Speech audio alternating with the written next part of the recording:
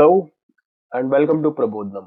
मैं आदित्य भार्गव एक बार दोबारा आप सभी का स्वागत करता हूं हमारे प्यारे से सीरीज में, जो कि है लर्न थ्रू क्वेश्चन सीरीज। ये सीरीज हमने ग्रेड 10th के लिए भी स्टार्ट कर दिया है और इस सीरीज को स्टार्ट करते वक्त हमने चैप्टर शुरू करा हुआ है इलेक्ट्रिसिटी। और इलेक्ट्रिसिटी चैप्टर को पढ़ते वक्त हमने बहुत सारे छोटे छोटे फैक्ट्स भी हमने लास्ट क्लास में सीखा था। और अगर मैं एक बार रिवाइज कराऊं कि हमने लास्ट क्लास में किन किन फैक्ट्स को सीखा था, तो हमने जाना था करंट के बारे में कि करंट क्या होता है। सर, करंट जिसको हम आई से रिप्रेजेंट करते हैं वो और कुछ नहीं होता, rate of flow of electric charge.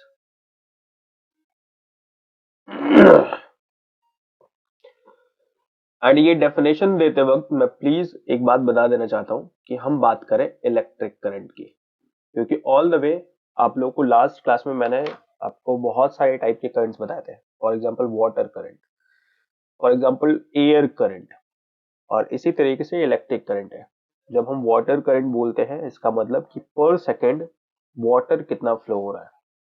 जब हम एयर की बात करते हैं, एयर करंट की बात करते हैं, तब हम कहते हैं कि पर सेकंड कितना एयर फ्लो हो रहा है।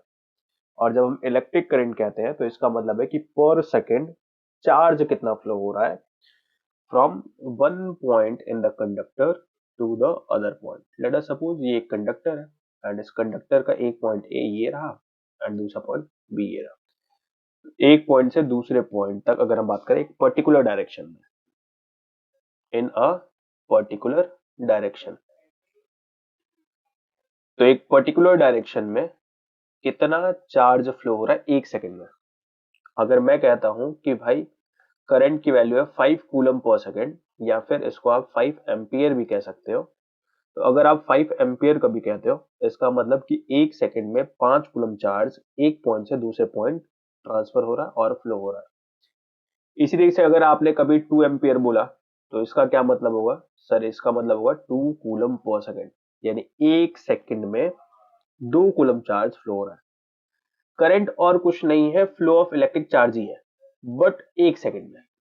दोबारा, करंट और कुछ नहीं है, फ्लो ऑफ इलेक्ट्रिक चार्ज है, लेकिन वो एक सेकंड में, कि एक सेकंड में कितना चार्ज फ्लो हो रहा है। और इस चीज को हम कहेंगे इलेक्ट्रिक करंट। इसकी यूनिट्स क्या है? तो इसकी यूनिट है कूलम पर सेकंड और एम्पियर। फिर इसको पढ़ते वक्त हमने एक और चीज के बारे में पढ़ा था और वो था हमारा रेजिस्टेंस।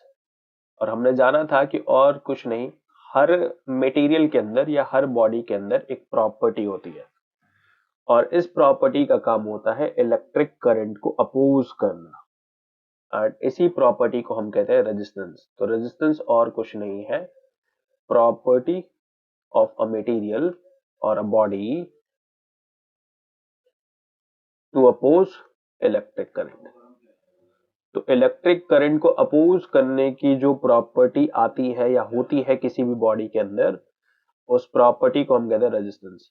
सवाल आया था कि किसी भी बॉडी के अंदर ये इलेक्ट्रिक करंट को अपोज करने वाली प्रॉपर्टी कैसे जन्मती है, और हमने जाना था कि इसके पीछे रीजन होता है atomic arrangements, vibration of the particles. बहुत सारे रीजंस और भी होते हैं जिनकी वजह से क्या होता है कि ये प्रॉपर्टी जन्म लेती है।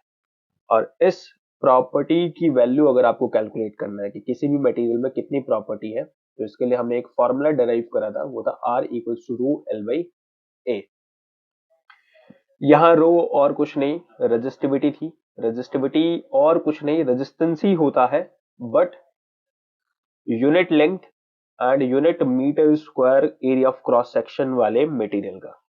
फॉर एग्जांपल, आपको कॉपर की रेजिस्टिविटी की अगर हम बात करें, जो कि 1.62 मल्टीप्लाइड बाई 10 की पावर माइनस 8 ओम मीटर था, वो और कुछ नहीं, वो था कि अगर आप 1 मीटर लंबा कॉपर की वायर लोगे जिसका cross section area of cross section 1 metre square होगा, तो वो इतना रेजिस्टेंस शो करेगा। सर, आप एक को लेकर क्यों बात करते हो? देखो, फिजिक्स में दो टर्म बहुत कॉमन है, रेट एंड कॉस्ट। हम रेट को डिफाइन करते हैं, हम बोलते हैं कि भाई रेट की वैल्यू ये है, और उससे हम कॉस्ट को पता लगाते हैं। ऑफ कोर्स आपने आम तौर पे आप मार्केट जाते होंगे एंड बहुत बार आप चीजों को परचेज करते होंगे। परचेज करने के लिए या किसी भी एस्टिमेशन को कैलकुलेट करने के लिए आप पहले रेट पता करते होंगे। तो जब आप रेट बोलते हो कि भैया what is the rate of this burger, तो उन्होंने बोला कि ₹10 पर केजी, या सॉरी ₹10 पर बर्गर। तो इससे क्या समझ में आएगा? इसका मतलब ये कि हर बर्गर का जो कॉस्ट है वो है ₹10। यानी रेट और कुछ नहीं, कॉस्ट ही है, ये कॉस्ट ही है, बट एक बर्गर का। यानी रेट बोलते वक्त हमने अपने आप को नैरो कर दिया कि हम सिर्फ एक की बात करें। तो अगर एक बर्गर के लिए बात करेंगे और उसका जो भी कॉस्ट बनेगा उसको रेट बोलेंगे। इसी तरह से आप रेट आलू का पता करते हो, आप पूछते हो कि भैया आलू का रेट क्या है, तो इसका क्या मतलब है? आप उससे कॉस्ट ही पूछ रहे हो बट 1 केजी का। सर रेट क्यों पता करना है? क्योंकि अगर आपको यूनिट आइटम का और यूनिट क्वांटिटी का कॉस्ट पता रहेगा तो फिर आप किसी भी क्वांटिटी के लिए कॉस्ट निकाल सकते हो। ये हमने डिफाइन करा, यानी रेट हमने डिसाइड करा कि भाई रेट इतना होना चाहिए या होगा या होता है, और उससे हम कॉस्ट की कैलकुलेशन करते हैं। इसी तरीके से अगर आप रेजिस्टेंस कैलकुलेट कर रहे हो और आपको रेट का ही आइडिया नहीं है, तो फिर आप टोटल मटेरियल के length and area of cross section के लिए आप नहीं बता पाओगे कि उसका टोटल रेजिस्टेंस क्या है। यानी आपको रेट का आइडिया होना जरूरी है। तो रेजिस्टिविटी और कुछ नहीं, एक तरीके की रेट है। 1 metre length, 1 metre square area of cross section पे जो भी रेजिस्टेंस है वो है आपकी रेजिस्टिविटी। वन की बात करें ना, यूनिट क्वांटिटी की बात करें, एंड यूनिट क्वांटिटी का जो कॉस्ट होता है उसको रेट बोलते हैं। तो रेजिस्टिविटी एक तरीके का रेजिस्टेंस ही है, but 1 metre length and 1 metre square area of cross section पे। और ये जो कॉस्ट होता है, ये जो रेट होता है, अगर आपको ये पता चल जाए तो फिर आप लेंथ एंड एरिया की वैल्यू यूज करके आप किसी भी क्वांटिटी का रेजिस्टेंस निकाल सकते हो। किसी भी डायमेंशन, अगर जो भी डायमेंशन होगा, बोले तो लेंथ एंड एरिया होगा मटेरियल का, आप उसके लिए रेजिस्टेंस कैलकुलेट कर सकते हो। और इसी बीच आपने एक और चीज पढ़ा था कि वोल्टेज क्या होता है, जिसको हम लोग पोटेंशियल डिफरेंस भी बोला था।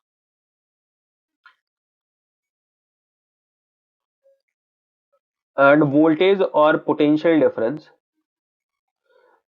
जब आपका कंडक्टर के दो सेगमेंट्स लोगे या फिर दो पार्ट्स लोगे, let us suppose point A and point B, तो ए से बी तक, ऑफ कोर्स ए और बी के बीच में सम एनर्जी का डिफरेंस होगा, एंड इसी एनर्जी के डिफरेंस की वजह से करंट फ्लो करेगा। आपको याद होगा जब मैं करंट बता रहा था कि करंट के पीछे क्या कारण है, तो यानी फ्लो के पीछे, ये जो चार्ज है इसके फ्लो के पीछे क्या कारण है, तो हमने जाना था क्या कि किसी भी चीज के फ्लो के पीछे जो रीजन होता है वो होता है एनर्जी का डिफरेंस। जैसे कि हमने जाना था कि एयर का करंट, जिसको हम विंड बोलते हैं, वो और कुछ नहीं, प्रेशर डिफरेंस की वजह से होता है। इसी तरीके से हमने हीट का जो फ्लो देखा था वो टेम्परेचर डिफरेंस की वजह से जाना था कि भाई टेम्परेचर में दो पॉइंट्स के टेम्परेचर में डिफरेंस है, तो उस डिफरेंस को मेंटेन करने के लिए हीट फ्लो होगा from the higher temperature region to lower temperature region. क्योंकि नेचर हमेशा एक लॉ को फॉलो करती है और उस लॉ को हम कहते हैं प्रिंसिपल ऑफ इक्वालिटी। इसी इक्वालिटी को मेंटेन करने के लिए हमेशा चीजें हायर से लोअर की तरफ फ्लो करती हैं। सिमिलरली ए और बी के बीच ऑफ कोर्स पोटेंशियल का डिफरेंस होगा, बोले तो एनर्जी का डिफरेंस होगा, जिसकी वजह से इलेक्ट्रिक चार्ज जो है वो फ्लो करेगा from point A to point B. तो ये जो एनर्जी का डिफरेंस होता है, इसी चीज को हम कहते हैं वोल्टेज और पोटेंशियल डिफरेंस। ये जो एनर्जी का डिफरेंस होता है इसी को हम कहते हैं वोल्टेज और पोटेंशियल डिफरेंस। थोड़ी सी आधी डेफिनेशन है, बट इस डेफिनेशन को और ज्यादा हम आगे जाके तरीके से स्टडी करेंगे। एक मोटा मोटा ये था कि भाई वोल्टेज और पोटेंशियल डिफरेंस जिसे हम कहते हैं वो होता क्या है, तो और कुछ नहीं, दो पॉइंट्स के बीच, किसी भी कंडक्टर के दो पॉइंट्स के बीच एनर्जी का डिफरेंस है। एंड अगर आपको वो एनर्जी का डिफरेंस पता होगा या फिर अगर एनर्जी का डिफरेंस होगा उन दोनों पॉइंट्स में, तभी आपका चार्ज फ्लो करेगा, वरना वो चार्ज फ्लो नहीं करेगा। तो हमने करंट के बारे में जाना, रेजिस्टेंस के बारे में जाना, वोल्टेज के बारे में जाना, और इसके साथ साथ एक लॉ जाना था जो कि था Ohm's law. And Ohm's law बोलता था कि आप जितना ज्यादा वोल्टेज दोगे किसी कंडक्टर को, उतना ज्यादा करंट फ्लो होगा। और ये बात हमको समझ में आनी चाहिए कि अगर आप कंडक्टर के दो पॉइंट्स के बीच वोल्टेज या फिर कह लो एनर्जी का डिफरेंस ज्यादा क्रिएट करते हो, तो फिर चार्जेस ज्यादा फ्लो होंगे ताकि जल्दी से जल्दी वो इक्वालिटी अचीव की जा सके। एंड अगर वोल्टेज या फिर कह लो एनर्जी का डिफरेंस या फिर कह लो पोटेंशियल डिफरेंस अगर कम होगा दो पॉइंट्स के बीच, तो फिर चार्जेस भी आराम आराम से फ्लो करेंगे। बोले तो आपका जो करंट होगा वो कम होगा, यानी वोल्टेज जितना ज्यादा, करंट उतना ज्यादा। और इसी को हम कहते हैं ओम्स लॉ। अब कितना करंट फ्लो करेगा ये डिसाइड होगा बाय अ प्रॉपर्टी जो कि था रेजिस्टेंस। तो हमने ये बात पढ़ लिया था कि ओम्स लॉ क्या है, तो V equals to I R, common सा लॉ है। और हमने ये भी जाना था कि ये लॉ कहाँ कहाँ वैलिडेटेड होगा। ये लॉ तभी वैलिडेटेड होगा जबकि हमारे जो फिजिकल पैरामीटर्स हैं कंडक्टर रिलेटेड वो कांस्टेंट रहेंगे, तब ये लॉ वैलिडेटेड रहेगा, वरना ये लॉ वैलिडेटेड नहीं रहेगा। तो हमने ये सारी बातें पढ़ी थी। इसके साथ साथ हमने कॉम्बिनेशंस देखे थे। हमने जाना था कि सीरीज कॉम्बिनेशन क्या होता है, पैरेलल कॉम्बिनेशन क्या होता है, और उसमें वैल्यूज हमने कैलकुलेट करी थी। अगर आपको याद हो तो हमने रजिस्टर्स के सीरीज कॉम्बिनेशन में एक वैल्यू को देखा था कि अगर रजिस्टर्स सीरीज में लगे होंगे तो जो नेट रेजिस्टेंस बनेगा वो बनेगा सारे के सारे रजिस्टर्स के सम के बराबर। जितने भी रजिस्टर्स हो, यहां अगर n रजिस्टर्स है तो सभी का सम कर दो, आपको नेट रेजिस्टेंस या फिर कह लो टोटल रेजिस्टेंस पता चल जाएगा। वही अगर रजिस्टर्स पैरेलल कॉम्बिनेशन में लगे हुए हैं तो फिर जो नेट रेजिस्टेंस होगा वो उसका रेसिप्रोकल जो होगा वो बाकियों के रेसिप्रोकल्स के सम के बराबर होगा। अगर मान लेते हैं तीन रजिस्टर्स लगे हैं तो तीनों के रेसिप्रोकल्स को ऐड करूंगा मैं, तो मुझे नेट रेजिस्टेंस का रेसिप्रोकल मिल जाएगा in case of parallel combination. लेकिन मैंने ये नहीं बताया था कि ये दोनों वैल्यूज आई कैसे। सीरीज कॉम्बिनेशन में नेट रेजिस्टेंस की वैल्यू यही कैसे, एंड पैरेलल कॉम्बिनेशन में नेट रेजिस्टेंस की वैल्यू यही कैसे। और आज की क्लास में हम आगे बढ़ने से पहले इन्हीं दोनों चीजों को पहले कैलकुलेट करेंगे, और इस कैलकुलेशन के बाद हम फिर चीजों को आगे बढ़ाएंगे। तो पहले हम बात कर लेते हैं सीरीज कॉम्बिनेशन को लेके। और मैं अगर याद दिलाऊं कि सीरीज कॉम्बिनेशन क्या था, तो सीरीज कॉम्बिनेशन एक ऐसा कॉम्बिनेशन होता है रजिस्टर्स का, क्लास 10th के लिए सिर्फ रजिस्टर्स पे ही अपनी बात लेके चल रहे हैं, लेकिन आगे जब आप 12th में आएंगे तो फिर आप और भी चीजों के कॉम्बिनेशन को लेकर, मतलब सीरीज और पैरेलल कॉम्बिनेशंस देखोगे और भी चीजों को यूज करके। फॉर एग्जांपल कैपेसिटर हो गया, इंडक्टर हो गया, बट अभी हम रजिस्टर्स को लेके बात कर रहे हैं। तो सीरीज कॉम्बिनेशन की क्या विशेषता होती है कि किसी भी सर्किट में अगर एक से ज्यादा रजिस्टर्स मौजूद है एंड वो सारे के सारे रजिस्टर्स एक दूसरे से डायरेक्टली कनेक्टेड है, एक दूसरे से कनेक्टेड है, तो फिर हम कहते हैं कि वो सीरीज कॉम्बिनेशन में है। एग्जाम्पल के तौर पे ये सर्किट जो आप देख रहे हो, इस सर्किट में आप नोटिस कर रहे होंगे कि ये है हमारा रजिस्टर R1, ये है रजिस्टर R2 एंड ये है रजिस्टर R3। आप देख सकते हो कि ये जो R1 रजिस्टर है ये डायरेक्टली कनेक्टेड है हमारे R2 रजिस्टर से। वही R2 रजिस्टर जो है वो डायरेक्टली कनेक्टेड है R3 रजिस्टर से। डायरेक्टली कनेक्टेड है यानी जो रजिस्टर्स हैं वो एक दूसरे से कनेक्टेड है। एंड जब रजिस्टर्स एक दूसरे से कनेक्टेड होते हैं तो फिर हम कहते हैं कि ये सीरीज कॉम्बिनेशन है। इस कॉम्बिनेशन की विशेषता क्या होती है कि क्योंकि पाथ सभी के लिए सेम है, तो अमाउंट ऑफ चार्ज जो फ्लो हो रहा है सभी में एक जैसा फ्लो होगा। इसका मतलब ये कि मैं आपको ये बोलना चाह रहा हूं कि हर रजिस्टर के लिए जो करंट की वैल्यू रहेगी वो सेम रहेगी, क्योंकि ऑल द वे रास्ता एक ही है, रास्ता एक ही है। तो अगर ये R1 रजिस्टर है तो इससे भी 1 सेकंड में 5 कूलम चार्ज फ्लो होगा। R2 रजिस्टर है, इससे भी 1 सेकंड में 5 कूलम चार्ज ही फ्लो होगा। रास्ता सेम ही है। सर ये R1 रजिस्टर मान लेते हैं कि ये ज्यादा है एंड R2 रजिस्टर मान लेते हैं कम है, तो ये तो करंट को अपोज करेगा एंड ये करंट को ज्यादा अपोज नहीं करेगा, तो फिर दोनों में करंट सेम कैसे पॉसिबल है? करंट सेम पॉसिबल होने के पीछे रीजन है वोल्टेज और एनर्जी। क्योंकि R1 रजिस्टर जो है इसकी वैल्यू ज्यादा है, तो ये ज्यादा अमाउंट ऑफ एनर्जी को यूज करेगा ताकि same amount of current flow हो सके। जबकि R2 रजिस्टर जो है वो ज्यादा वोल्टेज या फिर ज्यादा एनर्जी को यूज नहीं करेगा सेम अमाउंट ऑफ करंट को फ्लो कराने के लिए। इमेजिन करते हैं, एक बार एक सिनेरियो देखते हैं। एक रास्ता है एंड इस रास्ते पे एक सेक्शन ऐसा है जहां पे काफी पतला रास्ता है और दूसरा सेक्शन ऐसा है जहां पे ज्यादा मोटा रास्ता है। हम चाहते हैं कि दोनों जगहों से 1 सेकंड में 2 लोग ही निकले। हम चाहते हैं यहां से भी 2 लोग निकले एंड यहां से भी 2 लोग 1 सेकंड में निकले।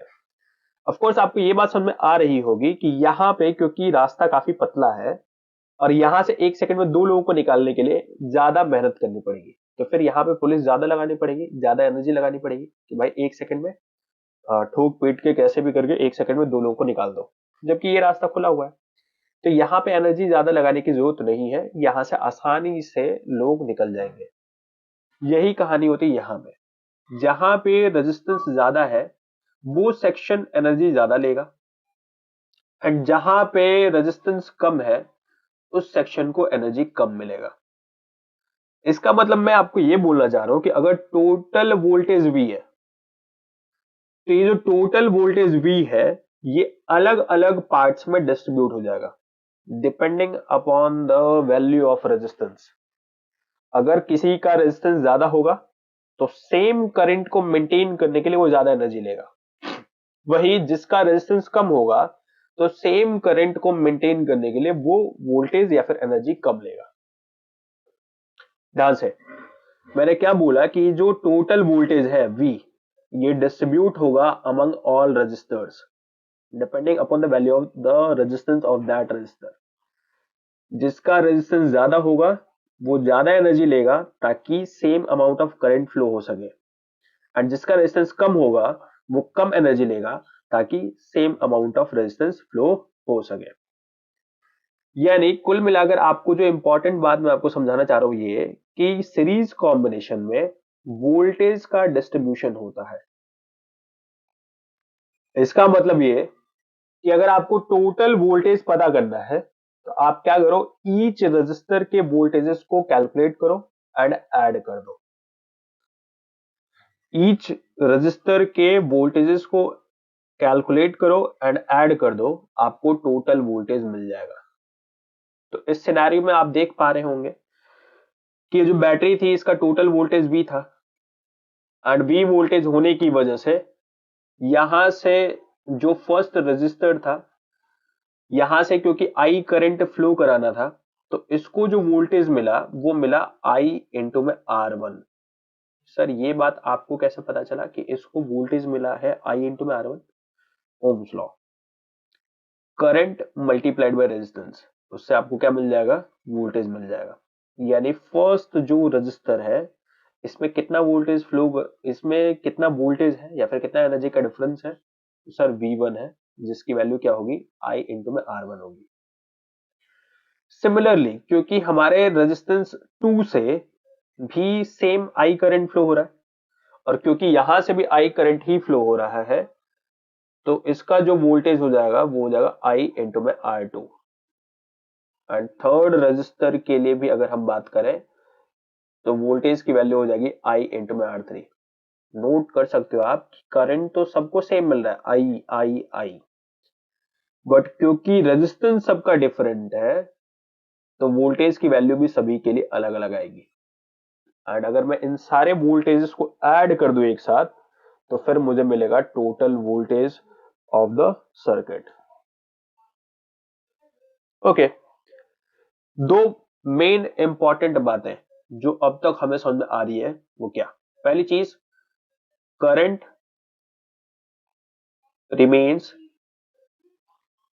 Same for all registers.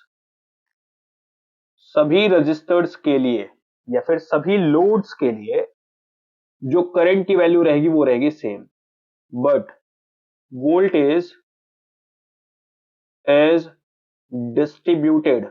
जो टोटल वोल्टेज होगा वो डिस्ट्रीब्यूट होगा अमंग ऑल रजिस्टर्स।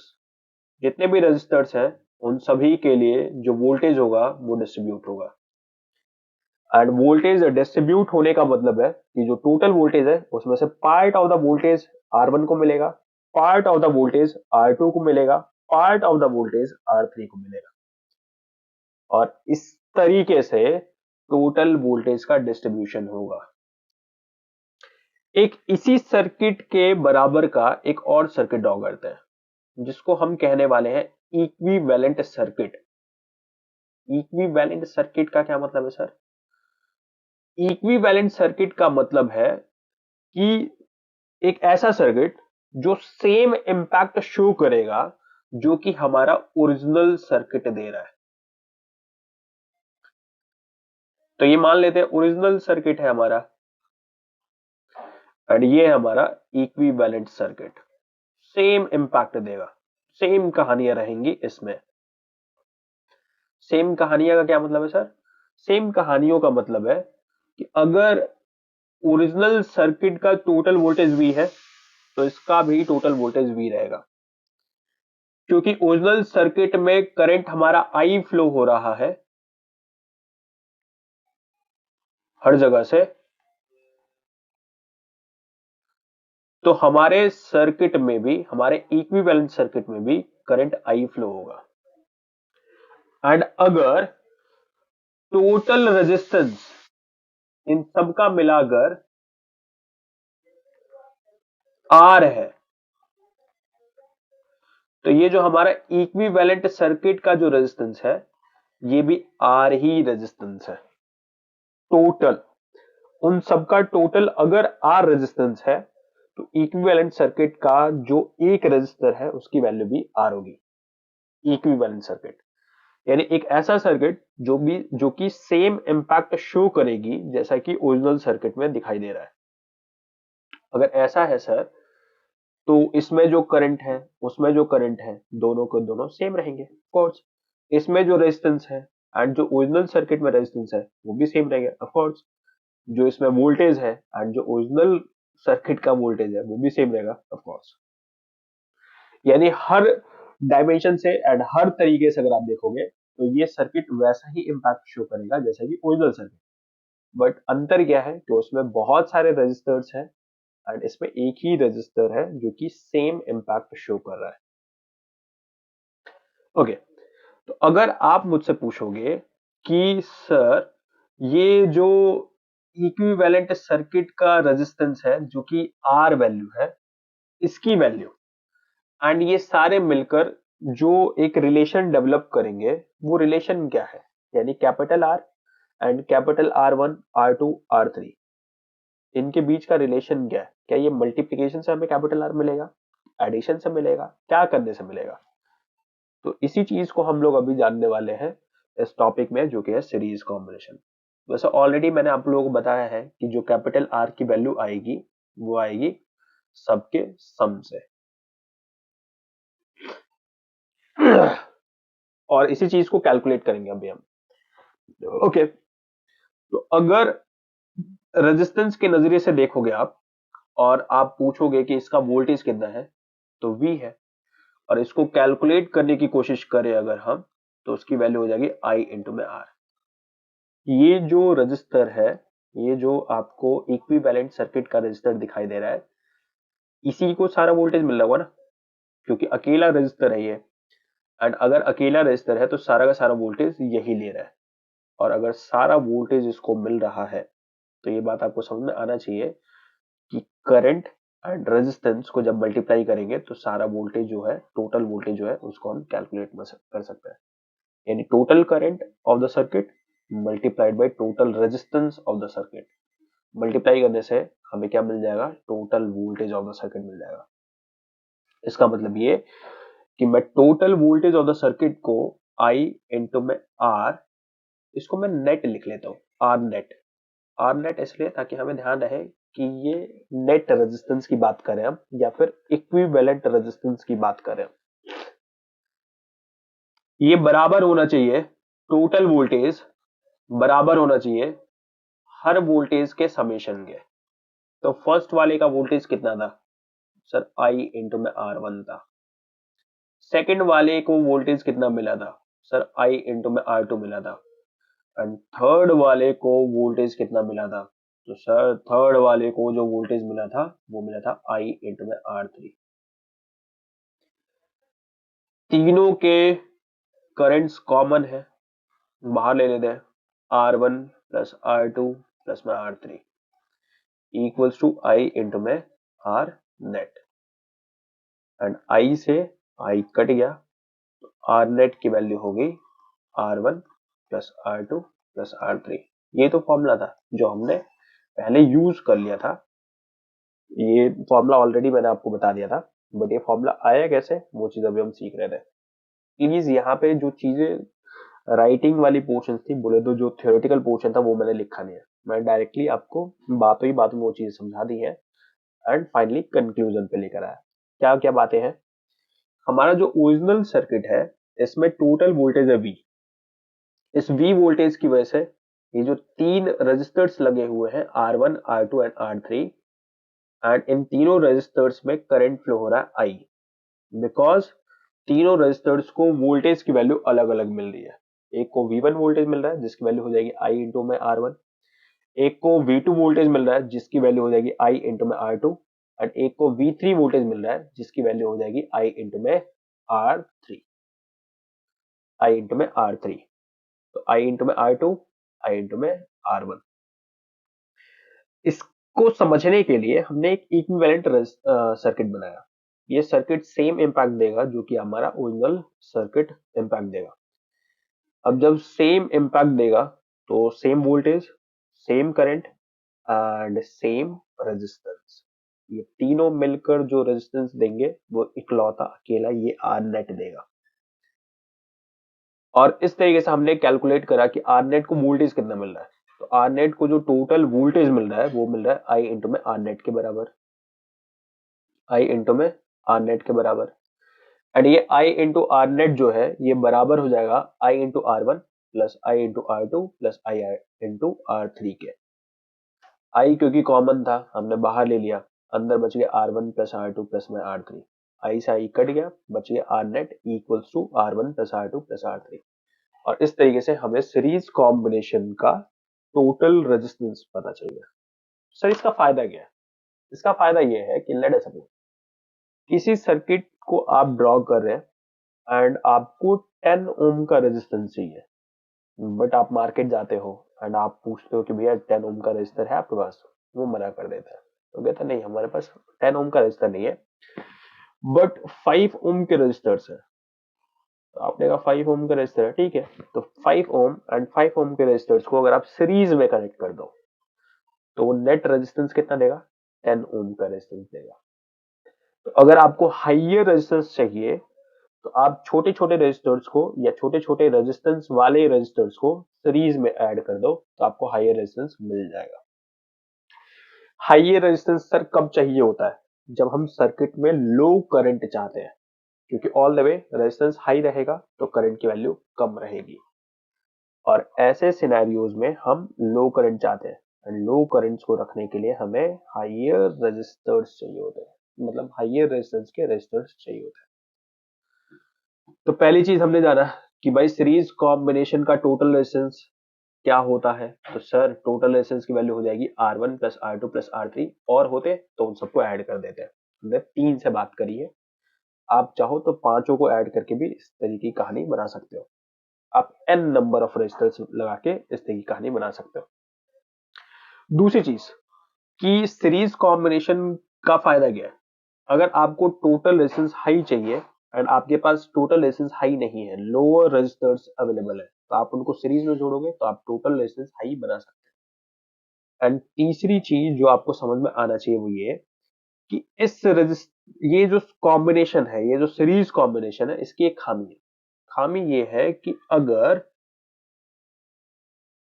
एक रजिस्टर भी फेल हो जाए तो पूरा का पूरा सर्किट ब्रेक डाउन हो जाएगा, पूरा सर्किट ही बंद हो जाएगा।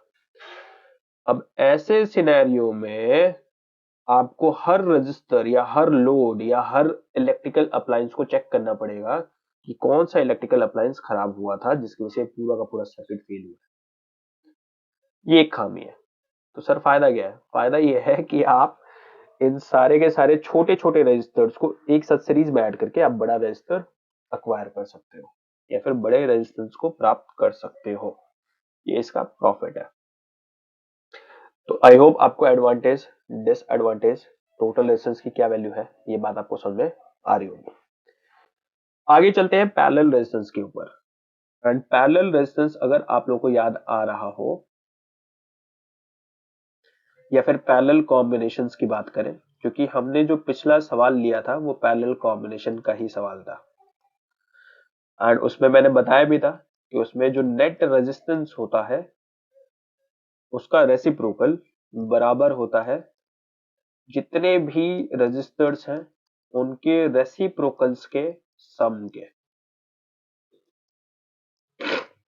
अब सवाल आया कि सर आपको ये जो फॉर्मूला है ये कोई सपने में कोई देवी देवता तो देकर नहीं गए होंगे ऑफकोर्स, तो ये फॉर्मूला आया कैसे, इसको कैसे डिराइव किया गया है, और इसी डेरिवेशन को अभी हम लोग देखेंगे। और इसके लिए पहले हम समझ लेते हैं कि पैरेलल कॉम्बिनेशन होता क्या है।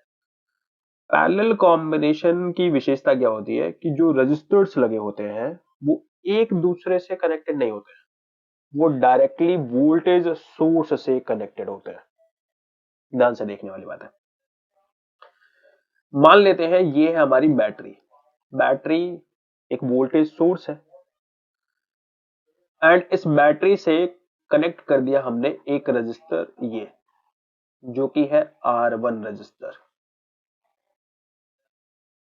एंड इसी बैटरी से डायरेक्टली कनेक्ट कर दिया हमने दूसरा रजिस्टर जो कि है R2 रजिस्टर। आप शायद समझ सकते हो कि ये दोनों रजिस्टर्स एक दूसरे से कनेक्टेड नहीं है, ये दोनों रजिस्टर्स डायरेक्टली कनेक्टेड है with the voltage source, with the power source, with the potential difference. इसका मतलब ये कि इन दोनों को जो वोल्टेज मिल रहा है वो कितना मिल रहा है? V। क्यों सर? क्योंकि जो हमारा वोल्टेज सोर्स है उसका वोल्टेज, उसका पोटेंशियल डिफरेंस ही V है, और क्योंकि दोनों को सेम वोल्टेज मिल रहा है तो फिर करंट की वैल्यू अलग अलग होगी क्योंकि दोनों का रेजिस्टेंस अलग अलग है। करंट की वैल्यू अगर आप इसके लिए पूछोगे तो I1 होगी जिसकी वैल्यू हो जाएगी V, सॉरी I2 होगी जिसकी वैल्यू हो जाएगी V बाई R2। जबकि यहां पे अगर आप करंट की वैल्यू पूछोगे तो करंट की वैल्यू हो जाएगी I1 जो कि हो जाएगा V by R1। Of course आपको ये बात समझ में आ रहा होगा कि वोल्टेज तो दोनों के लिए सेम है बट रेजिस्टेंस क्योंकि अलग अलग है तो करंट की वैल्यू भी अलग अलग आ रही है। ओहो, एक मिनट, सीरीज कॉम्बिनेशन में करंट सेम रहता है अमंग ऑल द रजिस्टर्स, जितने भी रजिस्टर्स हैं उन सब में जो करंट की वैल्यू रहती है वो सेम रहती है, बट पैरेलल कॉम्बिनेशन में करंट की वैल्यू डिफर होती है सबके लिए। अलग अलग रजिस्टर्स को अलग अलग करंट मिल रहा है, क्यों? क्योंकि वोल्टेज सभी को सेम मिल रहा है एंड रेजिस्टेंस की वैल्यू क्योंकि अलग अलग है, सबको एनर्जी का डिफरेंस सेम मिल रहा है। लेकिन कोई ज्यादा अपोज कर रहा है तो वो कम करंट पा रहा है एंड कोई कम अपोज कर रहा है, किसी का रेजिस्टेंस कम है तो उसको ज्यादा करंट मिल रही है। तो पैरेलल कॉम्बिनेशन की पहली विशेषता जो चीज समझ में आ रही है वो ये कि current varies for all resistors in parallel combination. अगर रजिस्टर्स, यहाँ ध्यान रखने वाली बात है कि रजिस्टर्स की वैल्यू अलग अलग है, एंड अगर रजिस्टर्स की वैल्यू अलग अलग होगी तो करंट भी सभी के लिए अलग अलग होगा। एंड दूसरी चीज, जो चीज समझ में आ रही है वो ये कि वोल्टेज रिमेन्स सेम।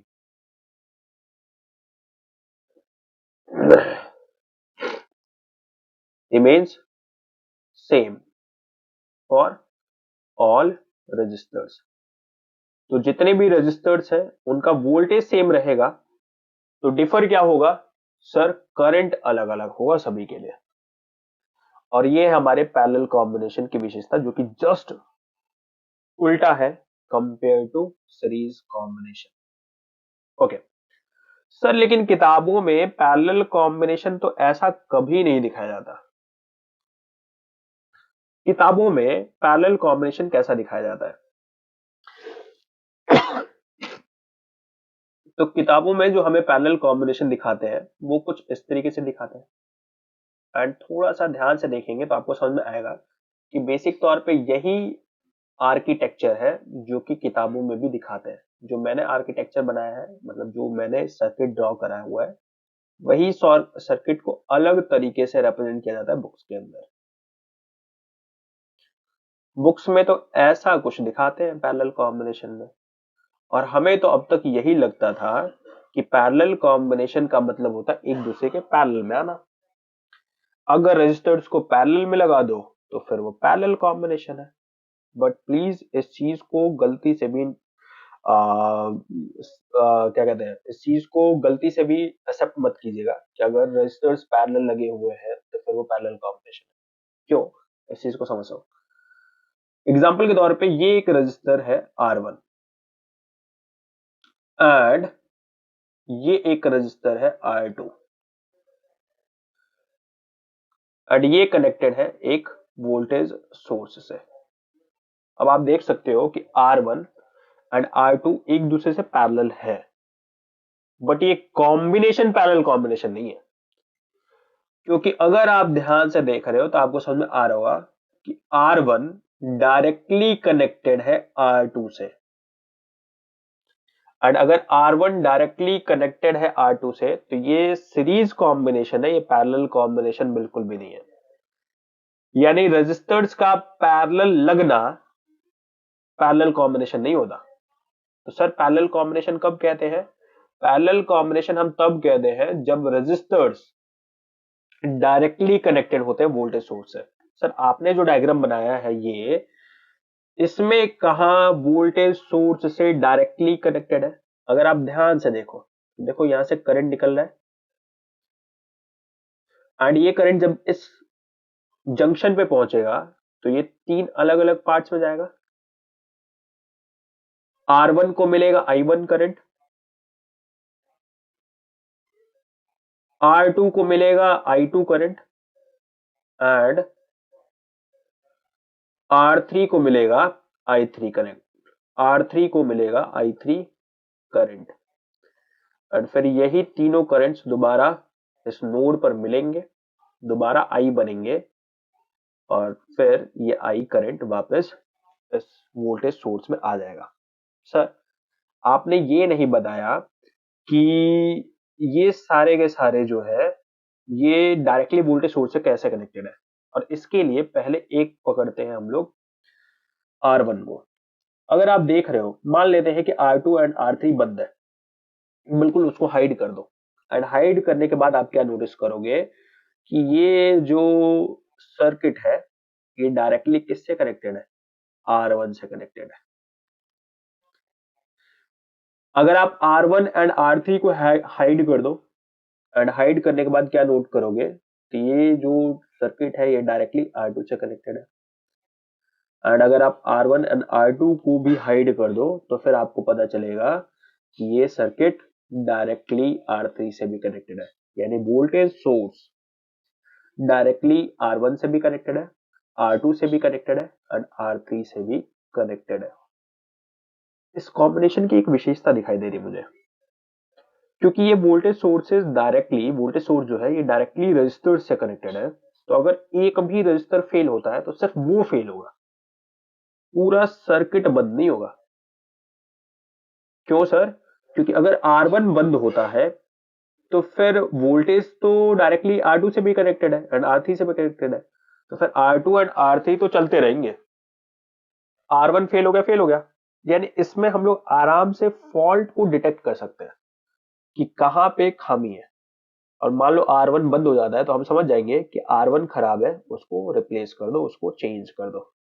तो ये फायदा मिलता है हमें पैरेलल कॉम्बिनेशन में, जबकि सीरीज में ऐसा नहीं था।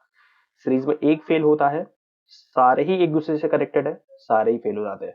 फिर हमें सबको चेक करना पड़ता है, एक एक को हटा के दूसरा लगा के चेक करना पड़ता है कि क्या ये खराब है, क्या ये खराब है, क्या ये खराब है। ओके सर, पैरेलल कॉम्बिनेशन बता दिया आपने। और आपने तीसरा फीचर बताया इसके बारे में, वो ये कि इसमें फॉल्ट डिटेक्शन इजी होता है। आप आराम से फॉल्ट को डिटेक्ट कर सकते हो, जबकि वहां पे फॉल्ट डिटेक्शन इजी नहीं था। ठीक है, लेकिन सर ये फॉर्मूला कैसे आया? और इस फॉर्मूले को समझने के लिए आपको ये बेसिक टर्मिनोलॉजी तो पता होनी चाहिए। सर वी क्या है? तो वी है हमारा टोटल वोल्टेज। टोटल वोल्टेज, अब सिंपल सी बात है, अब तक तो आपको पता चल ही गया होगा कि इसको भी वी वोल्टेज मिल रहा है, इसको भी वी वोल्टेज मिल रहा है, एंड इसको भी वी वोल्टेज मिल रहा है, सबको वी वोल्टेज मिल रहे हैं। तो अगर सबको वी वोल्टेज मिल रहा है तो सर I1 की वैल्यू क्या हो जाएगी? I1 हो गया V बाई R1। I2 की वैल्यू क्या हो जाएगी? V by R2। And I3 की वैल्यू क्या हो जाएगी? I3 की वैल्यू हो जाएगी V बाई R3।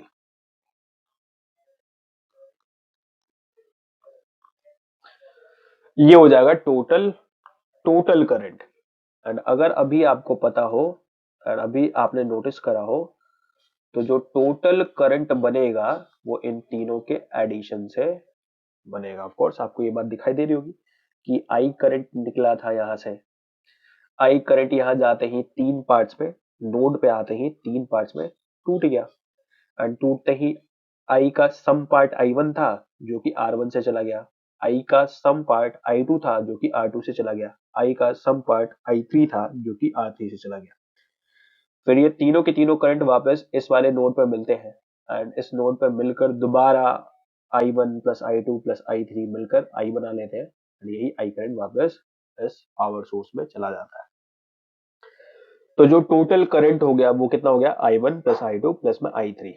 और इसको समझने के लिए दोबारा, वो एक तो हो गया हमारा original circuit,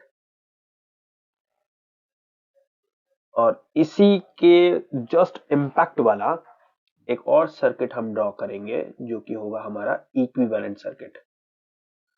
sir equivalent circuit की विशेषता क्या है? अगर आप दोनों जगहों पर नोटिस कर रहे होंगे तो इक्विवेलेंट सर्किट में एक ही रजिस्टर है जो सारे रेजिस्टेंस के बराबर का है।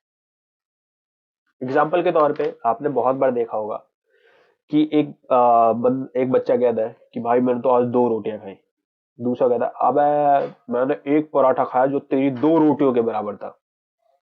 पराठा इक्विवेलेंट टू दो रोटियां। यानी ये जो आर नेट है, इसका इम्पैक्ट इन तीनों रजिस्टर्स के एक साथ, या फिर इन तीनों रजिस्टर्स के होल कॉम्बिनेशन का इम्पैक्ट है आर नेट। यानी जो ये तीनों मिलकर जो इम्पैक्ट शो करेंगे वो अकेला हमारा आर नेट शो करेगा।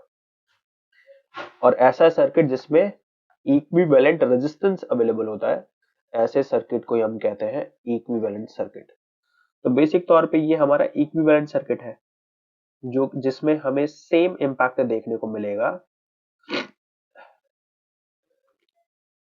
जैसा कि हमें हमारे ओरिजिनल सर्किट में देखने को मिलता है। तो वोल्टेज कितना सर? V। करंट कितना सर? I। I की वैल्यू क्या है सर? तो I की वैल्यू हो जाएगी हमारी, ओम्स लॉ से अगर आपको याद आ रहा हो तो, ओम्स लॉ क्या कहता था? V equals to I into में R। तो अगर आपको I निकालना है तो V बाई R कर दो। और क्योंकि यहाँ पे R की वैल्यू है R नेट, रेजिस्टेंस की वैल्यू है R नेट, वोल्टेज कितना मिल रहा है? V मिल रहा है। तो फिर ऐसे केस में जो करंट की वैल्यू हो जाएगी वो हो जाएगी V बाई R नेट। तो करंट की वैल्यू हो गई V by R net. I1 की वैल्यू हो जाएगी V बाई R1, I2 की वैल्यू हो जाएगी V by R2 and I3 की वैल्यू हो जाएगी V बाई R3। सर तीनों रजिस्टर्स को सेम वोल्टेज क्यों मिल रहा है? क्योंकि ये डायरेक्टली वोल्टेज सोर्स से कनेक्टेड है, और क्योंकि ये डायरेक्टली वोल्टेज सोर्स से कनेक्टेड है तो इन तीनों को जो वोल्टेज मिलेगा वो सेम मिलेगा। V वोल्टेज से कनेक्टेड है ना, आप यहां भी देख सकते हो कि डायरेक्टली वोल्टेज सोर्स से ही, डायरेक्टली बैटरी से कनेक्टेड है ना ये, तो जितनी बैटरी की वोल्टेज रहेगी और जो भी इसकी क्षमता रहेगी वही क्षमता R1 को भी मिल रही है एंड वही क्षमता R2 को भी मिल रही है। एंड आप नोट कर रहे होंगे कि V कॉमन है, तो 1/R1 प्लस में 1/R2 प्लस में 1/R3, V by R net, V से V कट गया, 1/R नेट बराबर हो गया 1/R1 के प्लस 1/R2 के प्लस 1/R3 के। एंड अभी आप लोगों को शायद समझ में आ रहा होगा कि जो टोटल रेजिस्टेंस होता है उसका रेसिप्रोकल बराबर होता है सभी रेजिस्टर्स के रेसिप्रोकल्स के सम के, in case of parallel combination. तो पैरेलल कॉम्बिनेशन का जो फॉर्मूला हमने डिराइव करा था वो यही कैसे आया वो अभी आपको समझ में आ गया होगा।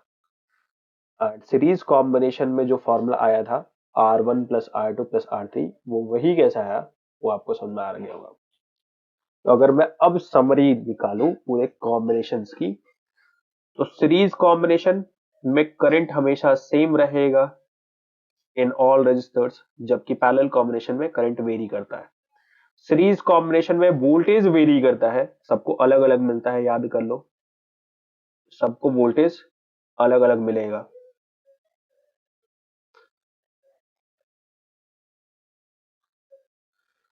सबको वोल्टेज अलग अलग मिलेगा क्योंकि करंट तो सब में सेम जाना है, और अगर सब में करंट सेम जाना है तो सबको अलग अलग अमाउंट ऑफ एनर्जी चाहिए होगी, तो वोल्टेज सब में वेरी करेगा। बट पैरेलल कॉम्बिनेशन में ऐसा नहीं होता। पैरेलल कॉम्बिनेशन में तो सर सबको सेम वोल्टेज मिलता है, ऑफ कोर्स सबको सेम वोल्टेज मिलता है पैरेलल कॉम्बिनेशन में। तो अगर इसका वोल्टेज V है तो इसको भी V वोल्टेज मिलेगा, इसको भी V वोल्टेज मिलेगा, हालांकि रेजिस्टेंस अलग अलग है दोनों की, तो फिर दोनों को करंट अलग अलग मिलेगा। इसको करंट I1 मिलेगा, इसको करंट I2 मिलेगा। फिर अगली चीज हमने नेट रेजिस्टेंस की बात करी। नेट रेजिस्टेंस की वैल्यू कितनी हो जाएगी? सबका सर इंडिविजुअली सम कर दो, आपको टोटल रेजिस्टेंस मिल जाएगा। जबकि पैरेलल कॉम्बिनेशन में आपको क्या करना है कि सबके रेसिप्रोकल्स को ऐड कर दो, आपको नेट रेजिस्टेंस मिल जाएगा। इसके साथ साथ हमने जाना कि इसमें फॉल्ट फाइंडिंग इजी नहीं होता, फॉल्ट फाइंडिंग डिफिकल्ट है भाई। क्यों? क्योंकि एक ब्रेक हुआ सारे ही ब्रेक हो जाएंगे, तो हमें लगा सब ही खराब हो जाएंगे, तो हमें सबको चेक करना पड़ेगा, जबकि इसमें फॉल्ट फाइंडिंग इजी होता है। एंड अब आपको शायद समझ में आ रहा होगा, क्योंकि आपके घर का एक बल्ब बंद होता है तो सिर्फ वही बंद होता है, पूरे घर की लाइट्स ऑफ नहीं होती है। इसका मतलब ये कि हमारे घर में पैरेलल कॉम्बिनेशन करी जाती है, सीरीज कॉम्बिनेशन बिल्कुल भी नहीं करी जाती। और शायद समझ में आ रहा होगा क्यों ऐसा होता होगा। एंड सीरीज कॉम्बिनेशन की विशेषता क्या होती है? जो मेन डिफरेंस है वो ये कि all resistors are connected with each other, connected with each other, सारे के सारे रजिस्टर्स एक दूसरे से कनेक्टेड होते हैं, मेन विशेषता ये है। जबकि पैरेलल कॉम्बिनेशन में all resistors are directly connected to voltage source, are directly connected to voltage source, and ये विशेषता होती है हमारे पैरेलल कॉम्बिनेशन की। और इस तरीके से हमको पता चल गया है कि भाई सीरीज कॉम्बिनेशन की जो हमने वैल्यू सीखी थी वो यही क्यों आई, एंड पैरेलल कॉम्बिनेशन की जो वैल्यू सीखी थी वो यही क्यों आई। ओके, और अब हम लोग बढ़ते हैं अपने क्वेश्चन के ऊपर, एंड वो क्वेश्चन क्या है? Which of the following does not represent electrical power in a circuit? ओहो, इनमें से कौन सा ऐसा फॉर्मूला है जो कि इलेक्ट्रिकल पावर को रिप्रेजेंट नहीं करता? और इसके लिए पहले हमें समझना पड़ेगा कि इलेक्ट्रिकल पावर क्या होती है। अब हमको समझ में आएगा कि इलेक्ट्रिकल पावर कौन रिप्रेजेंट नहीं करता। और इलेक्ट्रिकल पावर को समझने के लिए हमें पहले एक चीज पता होनी चाहिए, वो है इलेक्ट्रिकल एनर्जी। तो सबसे पहले हम लोग सीख लेते हैं इलेक्ट्रिकल एनर्जी क्या होती है।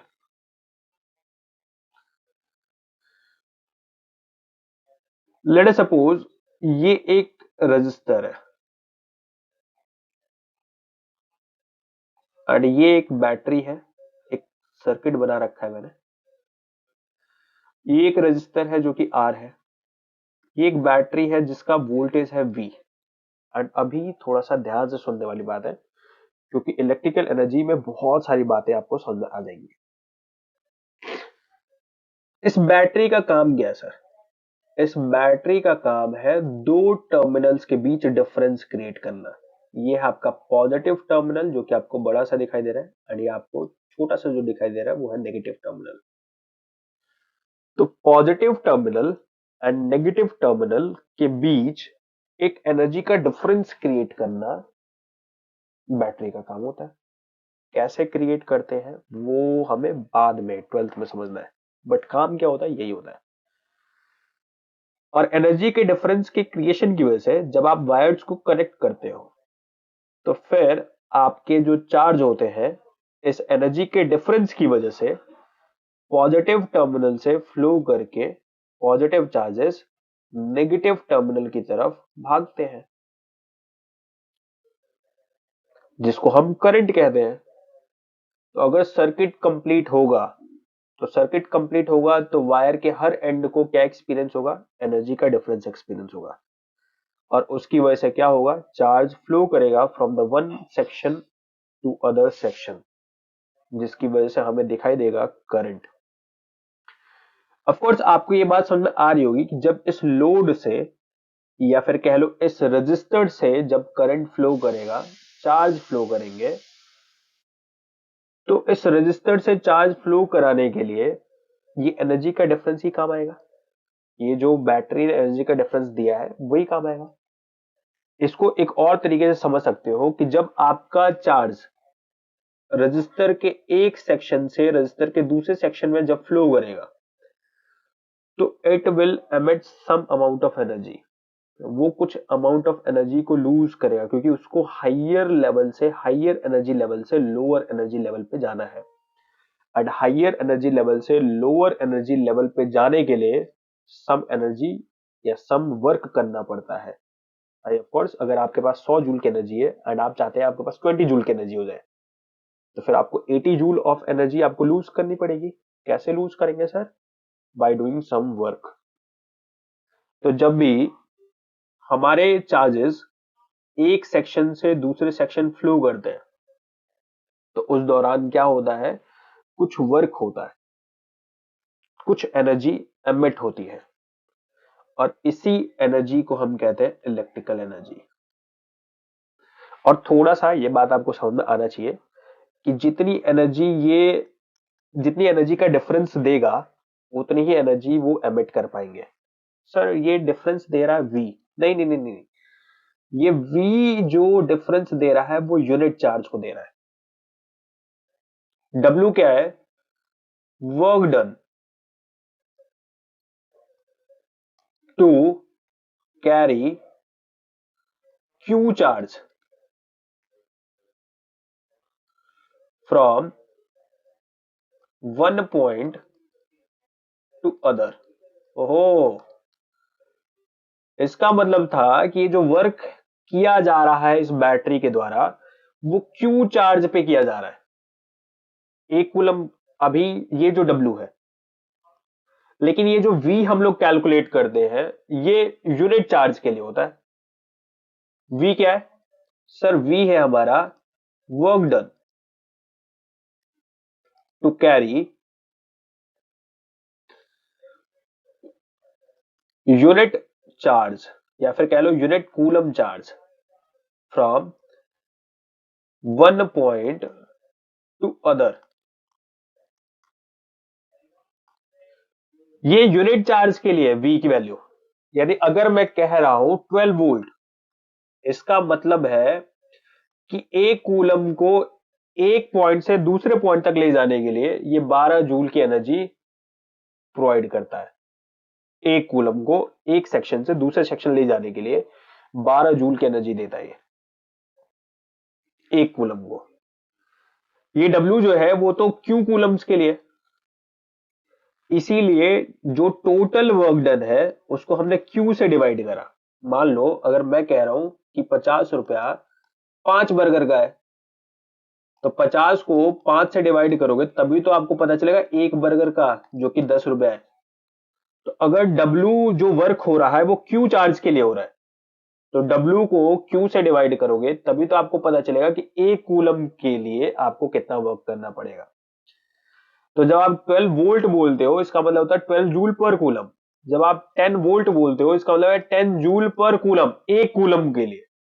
यानी एक कूलम चार्ज को यहां से यहां तक, मतलब एक सेक्शन से दूसरे सेक्शन तक ले जाने के लिए आपको कितना वर्क करना पड़ेगा? तो आपको 12 वोल्ट का मतलब 12 जूल करना पड़ेगा एक कूलम को ले जाने के लिए, एंड 10 वोल्ट का मतलब हो गया 10 जूल का वर्क करना पड़ेगा एक जगह से दूसरी जगह ले जाने के लिए। और जब वर्क होगा तो ऑफ कोर्स वो जो चार्जेस वर्क करेंगे तो इन फॉर्म ऑफ एनर्जी वहां से कुछ एनर्जी निकलेगी जो कि इलेक्ट्रिकल एनर्जी होगी। अब आप उस इलेक्ट्रिकल एनर्जी को लाइट में कन्वर्ट कर सकते हो, हीट में कन्वर्ट कर सकते हो बाय मेकिंग सम अरेंजमेंट्स। वो सब 12th का मुद्दा है।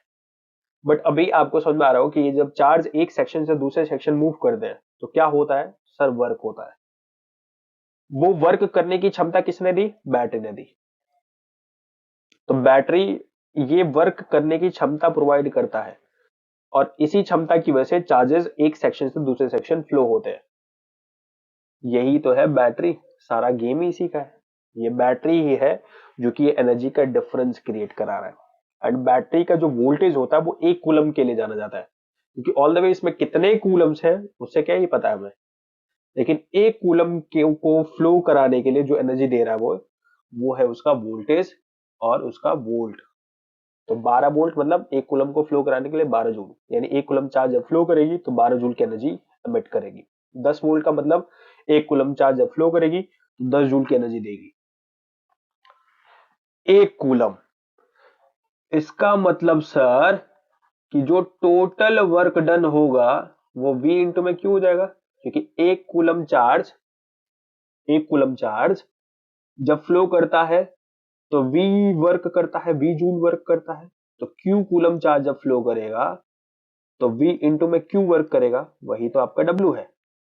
एंड अगर वर्क करेगा तो ये किसके बराबर होगा? वो हमारे इलेक्ट्रिकल एनर्जी के बराबर होगा। तो इलेक्ट्रिकल एनर्जी उतना ही होगा जितना कि वर्क। ऑफ कोर्स आप जितना वर्क करते हो उतनी तो एनर्जी देते हो। आप खुद सोचो कि 100 जूल है आपके पास एंड आपने 80 जूल का वर्क किया, इट मींस आपने 80 जूल एनर्जी आपने क्या कर दिया? एमिट कर दी। तो ये जो इलेक्ट्रिकल एनर्जी है वो उतना ही होगा जितना कि वर्क किया जा रहा है। एंड वर्क कितना किया जा रहा है? तो सर V इंटू में Q, क्योंकि एक कूलम चार्ज V वर्क कर रहा है, तो Q coulomb charge V into में Q वर्क कर रहा है। एंड V इंटू में Q, एंड आपको अब तक तो पता चल ही गया होगा कि I equal to Q by T होता है। क्यों sir? Rate of flow of charge, एक सेकेंड में कितना चार्ज फ्लो हो रहा है। अगर Q चार्ज फ्लो हो रहा है T टाइम में, ये तो T टाइम है ना भाई, T टाइम में Q चार्ज है, तो एक सेकंड में कितना? तो अगर 5 बर्गर 50 रुपए का, तो एक बर्गर कितना? 50 बाई 5, सर 10 रुपए का। सर बर्गर की एग्जाम्पल क्यों दे रहे हो? Easy to understand.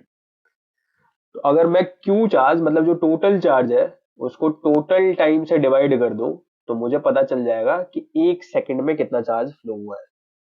इसका मतलब ये कि मैं क्यू के बदले क्या लिख सकता हूं? आई इंटू में टी। तो V into I into T, इतना ही वर्क किया जाता है आपके चार्जेस के द्वारा जब वो एक सेक्शन से दूसरे सेक्शन फ्लो करते हैं।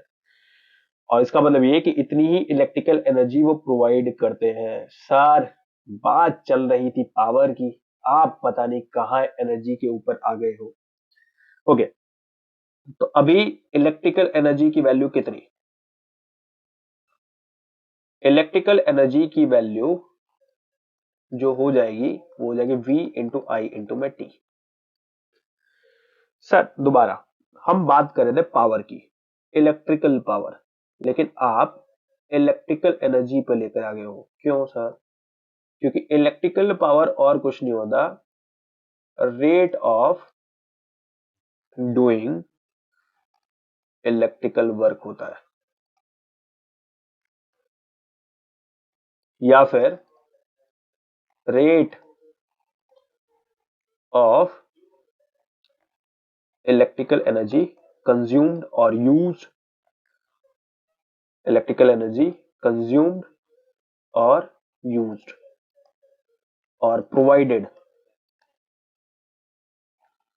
हो, यानी ये और कुछ नहीं है, रेट है, यानी एक सेकंड में कितना इलेक्ट्रिकल वर्क हो रहा है।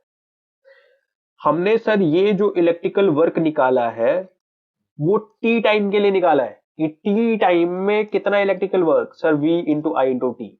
तो 1 सेकेंड्स में कितना हो जाएगा sir, V into I into T divided by T, तो V into I.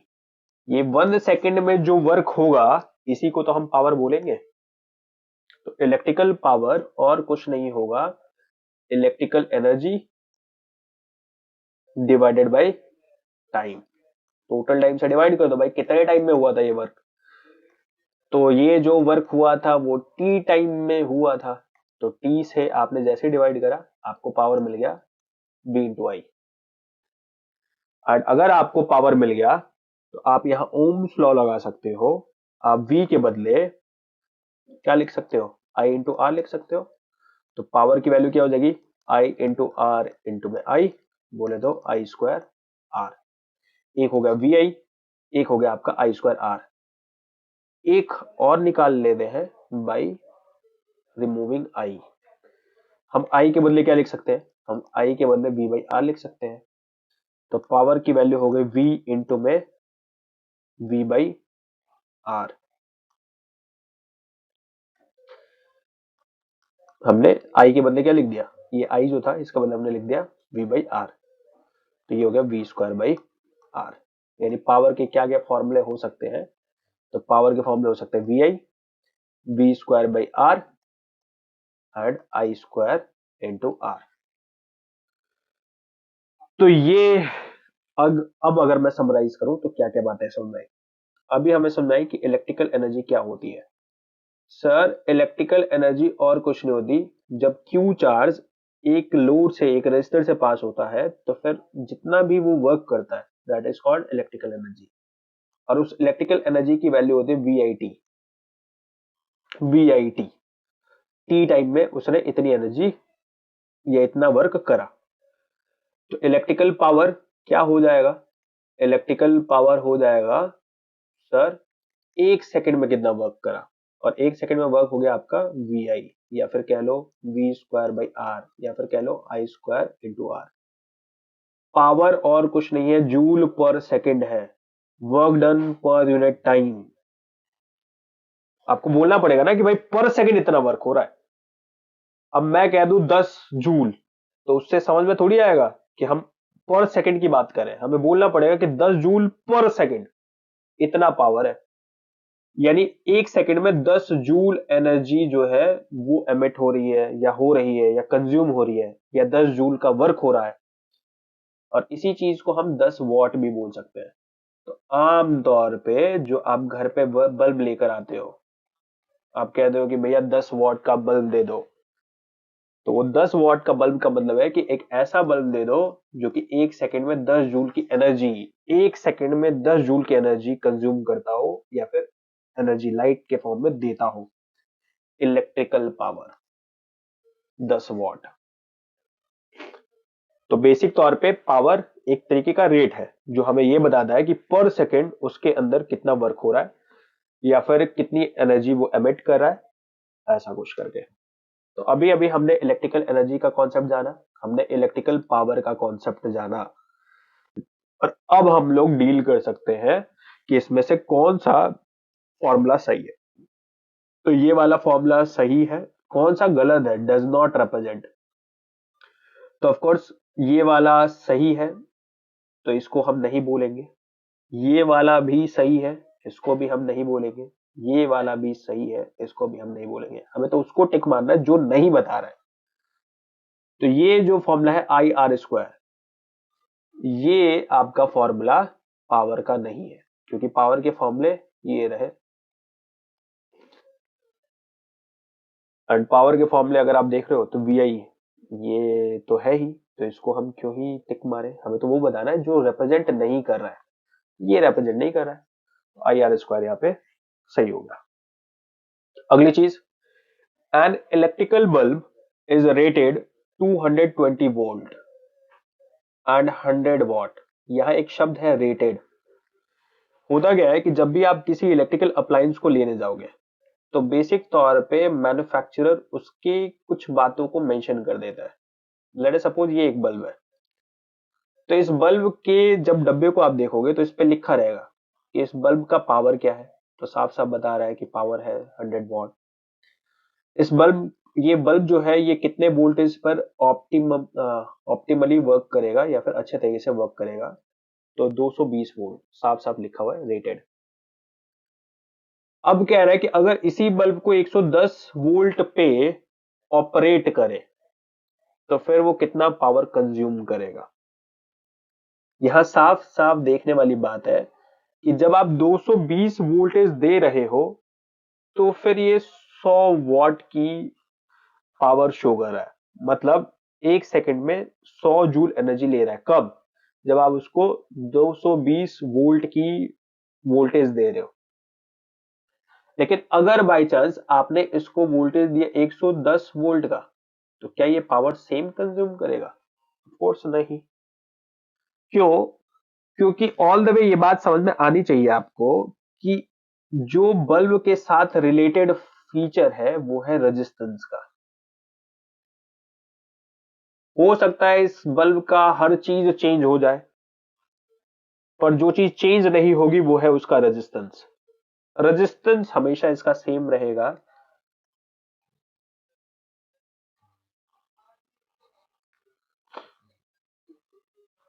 Will always remain same.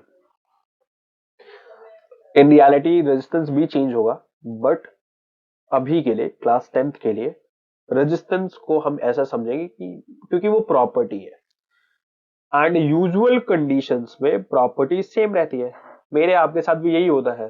अगर यूजुअल कंडीशन ऐसी ही है कि भाई अंधा पैसा आ रहा है मस्त, तो सुबह 9-10 बजे जगने की आदत है, बस पूरा दिन खेलने वेलने की आदत है, और उसके बाद फिर रात में सेम 12-2 बजे तक सोने की आदत है। प्रॉपर्टी यूजुअल कंडीशंस में चेंज नहीं होती है। अचानक से भाई बिजनेस में बहुत बड़ा लॉस हुआ, अमीर से फकीर हो गए, अब ये प्रॉपर्टीज बदल जाएंगी। तो कहने का मतलब ये है कि यूजुअल कंडीशंस में आपका जो प्रॉपर्टी है उस अप्लायंस का, जो कि रेजिस्टेंस है, वो तो सेम रहेगा ना। वोल्टेज, करंट, ये उस अप्लायंस की प्रॉपर्टी नहीं है। ये तो एक्सटर्नल फीचर्स है जो कि उस अप्लायंस को आप दे सकते हो। तो फिर मुझे ये पता करना पड़ेगा कि इस अप्लायंस के पास रेजिस्टेंस है कितना। क्योंकि ऑल द वे आप चाहे उसको 110 वोल्ट दो, चाहे 220 वोल्ट दो, रेजिस्टेंस तो हमेशा उतना ही रहेगा। भले ही वो 220 वोल्टेज पर पावर 100 वॉट का शो कर रहा होगा, 110 पे उसको कुछ और पावर शो करना पड़ेगा ताकि रेजिस्टेंस उसका उतना ही रहे। तो चेक करते हैं एक बारी कि इसका रेजिस्टेंस है कितना। तो पावर का फॉर्मूला अभी अभी मैंने बताया था कि वी स्क्वायर बाई आर भी होता है, वी आई भी होता है, एंड आई स्क्वायर आर भी होता है। क्योंकि ऑल द वे मुझे रेजिस्टेंस निकालना है एंड वी एंड पी मुझे पता है, तो मैं इसी फॉर्मूले को यूज कर रहा हूं। तो वी स्क्वायर बोले तो 220 गुणे में 220 डिवाइडेड बाय पावर हो गया हमारा 100। तो एक जीरो कट गया, तो 22 इंटू में 22, जो कि हो गया 484। ओम का रेजिस्टेंस हमें देखने को मिलेगा। ओके, तो इसकी प्रॉपर्टी जो कि रेजिस्टेंस थी, वो प्रॉपर्टी की वैल्यू कितनी है? तो सर उसकी वैल्यू है 484 ओम। तो किसी भी सर्कमस्टांस में, यूजुअल सर्कमस्टांसेस में, वो इस प्रॉपर्टी को चेंज नहीं करेगा। इसका मतलब ये कि आप इसको 220 वोल्ट दोगे तो भी रेजिस्टेंस इतना ही रहेगा, 110 वोल्ट दोगे तो भी रेजिस्टेंस इतना ही रहेगा। तो चेक कर लेते हैं, जब 110 वोल्ट देंगे तो ये पावर कितना शो करेगा? तो power equals to sir V square by R. तो वी स्क्वायर मतलब 110 गुणे में 110, आर तो वही 484, तो 11 4 44, ये हो गया 10 एंड 10 4, ये हो गया 100 बाई 4, बोले तो 25। तो पावर जो शो करेगा ये 25 वॉट का पावर शो करेगा। ओके, आप देख सकते हो। तो ये जो पावर है, इसने पावर लो क्यों शो करा? क्योंकि इसको रेजिस्टेंस उतना ही मेंटेन करना था। भाई वोल्टेज अगर आप डिग्रेड करोगे तो फिर इसको पावर भी डिक्रीज करना पड़ेगा, एक सेकंड में कम एनर्जी लेगा। ऑफ कोर्स, क्यों भाई? क्योंकि इसको एक सेकंड में आप एनर्जी कम दे रहे हो, तो इसीलिए आपका जो पावर होगा वो कितना हो जाएगा? 25 वॉट हो जाएगा, जो कि ये रहा। Okay, next question. Two conducting wires of same material and of equal lengths and equal diameters are first connected in series and then parallel in a circuit across the same potential difference। ओहो, कहने का मतलब ये कि material same है wires का,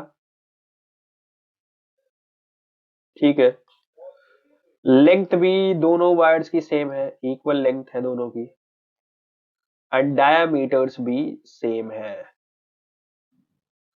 equal diameter बोलने का मतलब area same, length same, resistivity same, तो ऑफ कोर्स रेजिस्टेंस भी सेम हो जाएगा। ऑफ कोर्स एक चीज है, टेम्परेचर, उसका कोई इंफॉर्मेशन नहीं दिया हुआ है, तो हम ये मान के चलेंगे बाय डिफॉल्ट कि टेम्परेचर भी सेम है, क्योंकि रेजिस्टिविटी मटेरियल के साथ साथ टेम्परेचर डिपेंडेंट भी होती है। तो हम बाय डिफॉल्ट मान लेंगे कि टेम्परेचर भी सेम रहेगा, क्योंकि टेम्परेचर रिलेटेड कोई इंफॉर्मेशन यहाँ पे नहीं दिया हुआ है। तो कह रहा है कि दो हैं वायर्स, इन दो वायर्स को पहले सीरीज में कनेक्ट किया जाता है। मान लेते हैं ये है वायर 1 एंड ये है वायर 2, एंड इन दोनों को पहले कनेक्ट किया जाता है सीरीज में। दोनों का रेजिस्टेंस सर आर क्यों लिखा आपने? क्योंकि आर का फॉर्मूला होता है रो L by A, row L by A. Resistivity same, length same, area same, तो ऑफ कोर्स रेजिस्टेंस भी सेम हो जाएगा। तो दोनों का रेजिस्टेंस सेम है। इन दोनों को पहले हमने सीरीज में डाला और फिर हमने पैरेलल में कनेक्ट किया। तो कह रहा है ratio of heat produced in series and parallel combination would be. तो ये जो हीट प्रोड्यूस हो रहा है इसका क्या इंपैक्ट होगा? तो पहले सीरीज की बात कर लेते हैं। तो अगर सीरीज में अगर हम बात करें तो जो टोटल रेजिस्टेंस हो जाएगा, जो टोटल रेजिस्टेंस हो जाएगा, जिसको मैं आर डैश समझ रहा हूं, हो जाएगा 2R के बराबर। सर ये जो आपका सीरीज वाला कॉम्बिनेशन है ये कनेक्टेड है विथ वोल्टेज V। मान लेते हैं ऐसा, ये कनेक्टेड है वोल्टेज V से, एंड आपसे कह रहा है, एक बार दोबारा पढ़ते हैं। Two conducting wires of same material and of equal lengths and equal diameters are first connected in series and then in parallel across the same potential difference. The ratio of heat produced in series and parallel combinations would be। अब देखो यहाँ पे time के बारे में नहीं बताया हुआ कि कितने टाइम के लिए हमने फर्स्ट कॉम्बिनेशन को रखा है, कितने टाइम के लिए सेकंड कॉम्बिनेशन को रखा हुआ है। इसका मतलब ये भी कहना चाह रहा है कि टाइम भी दोनों के लिए हमने सेम दिया हुआ है। और मैंने अभी अभी बताया कि किसी भी कॉम्बिनेशन से अगर हम बात करें कितना इलेक्ट्रिकल एनर्जी प्रोड्यूस होगा, हीट के फॉर्म में, लाइट के फॉर्म में, तो वो जो एनर्जी होती है वो होती है VIT।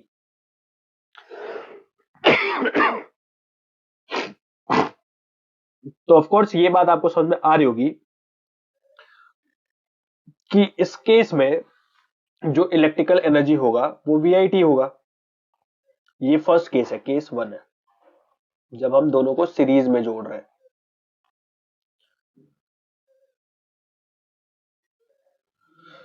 एंड V के बदले अगर हम IR लिख दें तो फिर ये बन जाएगा I²RT। अगर आप V के बदले IR लिख दो तो IR इंटू में I इंटू में T, I²RT। सर ये अजीब सा सवाल नहीं है, पहले सीरीज में फिर पैरेलल में, ऐसा क्यों कर रहा है वो? क्योंकि ये तुमको बोलना चाह रहा है कि देखो भाई दोनों केसेस में रेजिस्टेंस अलग अलग रहेगा। हो सकता है कि आप वोल्टेज सेम दे रहे हो, सेम टाइम के लिए कनेक्ट कर रहे हो, बट एक टाइम आप सीरीज में कनेक्ट कर रहे हो तो आपको रेजिस्टेंस 2R देखने को मिल रहा है। वही जब आप इसको पैरेलल में, इस पूरे कॉम्बिनेशन, इन दोनों वायर्स को पैरेलल में कनेक्ट कर दे रहे हो, तो जो आपको रेजिस्टेंस देखने को मिल रहा है वो है 1/R1 प्लस में 1/R2। ये न्यू रेजिस्टेंस है पैरेलल के लिए, और क्योंकि दोनों की वैल्यू 1/R है तो ये होगा 2/R, जिसकी वैल्यू होगी 1/R डैश के, एंड इसका मतलब R डैश की वैल्यू होगी R/2। ओह, पैरेलल कॉम्बिनेशन में रेजिस्टेंस आधा हो गया, नेट रेजिस्टेंस इस पूरी की वैल्यू होगी आधी। यानी इसको हम ऐसा समझ सकते हैं, ये हो गया R/2 का रेजिस्टेंस। तो V R/2 एंड यहां से आपका करंट I²RT। यहां पे जो इलेक्ट्रिकल एनर्जी होगा वो भी हो जाएगा I²R'T। भाई टाइम दोनों में सेम है, ऑफ कोर्स ये बात आपको समझ में आना चाहिए। करंट दोनों में सेम नहीं रहेगा। सर करंट दोनों में क्यों सेम नहीं रहेगा? करंट दोनों में सेम इसलिए रहेगा क्योंकि दोनों के लिए रेजिस्टेंस की वैल्यू अलग अलग है। ये है आपका ओरिजिनल सर्किट, ये इसका इक्विवेलेंट सर्किट, ये ओरिजिनल सर्किट, ये है इक्विवेलेंट सर्किट। तो जब हमने केस नंबर 1 देखा सीरीज कॉम्बिनेशन का, तो हमें जो रेजिस्टेंस देखने को मिला वो 2R देखने को मिला। एंड अगर 2R देखने को मिला है, इसको चेंज कर लेते हैं ऐसी चीजों को लेकर जो कि चेंज नहीं होंगी। जैसे कि I चेंज होगा तो I को मैं V/R लिख सकता हूं, तो ये हो गया V²/R इंटू में T। एंड क्योंकि न्यू रेजिस्टेंस हो गया R डैश, तो V²/R डैश इंटू में T। जबकि वही इसके केस में मैं क्या बोल सकता हूँ, V²/R डैश इंटू में T। ध्यान रखने वाली बात है कि पैरेलल कॉम्बिनेशन का R डैश अलग है एंड सीरीज कॉम्बिनेशन का R डैश अलग है। इसको ES मान लेता हूं, इसको मैं EP मान लेता हूं। मुझसे यही तो पूछ रहा है सीरीज एंड पैरेलल का रेशियो क्या है, तो सीरीज एंड पैरेलल का रेशियो हो गया ES/EP। ES की वैल्यू कितनी हो गई सर, V²/RS इंटू में T divided by V²/RP into में T। सर ये RS क्या है, ये है नेट रेजिस्टेंस सीरीज में, RP है नेट रेजिस्टेंस पैरेलल में। तो V² से V² कट गया, T से T कट गया, रिजल्ट आ गया RP/RS। ये हो गया हमारा ES/EP। हीट एनर्जी की बात करूं मैं, प्लीज एनर्जी को अलग अलग फॉर्म्स में, इसको आप अलग तरीके से भी निकाल सकते हो, वो हम अगली क्लास में सीखेंगे हीट एनर्जी को कैलकुलेट करने के लिए। इसी क्वेश्चन को एक बार दोबारा देखेंगे अलग तरीके से, बट अभी थोड़ा सा टाइम लिमिट है अपने साथ, तो इसलिए जल्दी जल्दी इसको फिनिश करने के लिए ये चीज दिखा रहा हूं मैं उसी तरीके से जैसा कि पुराना तरीका था। तो पुराने तरीके से मैंने एनर्जी कैलकुलेट करा दोनों का, एंड वो कितना निकला, V²/R इंटू में T। सीरीज के लिए RS मैंने लिख लिया है एंड पैरेलल के लिए RP लिख लिया है। अब सिंपल सी बात है, RS की वैल्यू थी 2R, तो हम पुट कर लेंगे, एंड RP की वैल्यू थी R/2, जबकि सीरीज की वैल्यू थी 2R। R से R कट गया, रिजल्ट आ गया 1/4। यानी सीरीज बाई पैरेलल का जो रेशियो आएगा वो आएगा 1/4 का, 1/4 का। इसी क्वेश्चन को हम दोबारा सॉल्व करेंगे आगे एक और इम्पैक्ट से, एक और इफेक्ट से, जो कि है जूल्स हीटिंग इफेक्ट, और पहले हम उसको पढ़ेंगे, उसके बाद इस क्वेश्चन को दोबारा सॉल्व करेंगे और इस तरीके से हम इलेक्ट्रिकल एनर्जी को दोबारा जोड़ कर देखेंगे एक बारी। लेकिन उससे पहले इस क्वेश्चन को करके इसको एंड करते हैं, फिर अगली क्लास में दोबारा ये से शुरू करेंगे। How is a volt meter connected in the circuit to measure the potential difference between 2 points? दो पॉइंट्स हैं एंड दो पॉइंट्स का पोटेंशियल डिफरेंस अगर मेजर करने का है तो फिर आप वोल्ट मीटर को कैसे कनेक्ट करोगे? तो वोल्ट मीटर को हम पैरेलल में कनेक्ट करेंगे। ये जो मैंने दिखाया है ये वोल्ट मीटर है, एंड वोल्ट मीटर का काम और कुछ नहीं होता, पोटेंशियल डिफरेंस को मापना होता है, एंड वोल्ट मीटर हमेशा पैरेलली जोड़ा जाता है। तो फिर हम लिखेंगे यहाँ पे बाय यूजिंग इट और applying it in parallel combination. तो पैरेलल कॉम्बिनेशन में जोड़कर आप वोल्ट मीटर से वोल्टेज निकाल सकते हो। आई होप अभी तक बहुत सारी बातें आप लोगों को समझ में आई होंगी। ये जो अभी इसके ऊपर वाला क्वेश्चन करा हो मैंने, इस क्वेश्चन को एक और तरीके से बताऊंगा और फिर उसको एक साथ मर्ज करूंगा ताकि आपको ये पूरा का पूरा इलेक्ट्रिकल एनर्जी का कॉन्सेप्ट रिवाइज हो जाए। आई होप बहुत सारी चीजें अभी तक आपको रिवाइज हो भी रही होंगी। प्लीज आप लोग रिवीजन करते रहें और जो भी डाउट्स हो आप लोग कमेंट्स में डालें, और अगर पसंद आए तो अपने फ्रेंड्स को शेयर करो, लाइक करो, सब्सक्राइब करो, कमेंट करो। Okay, thank you.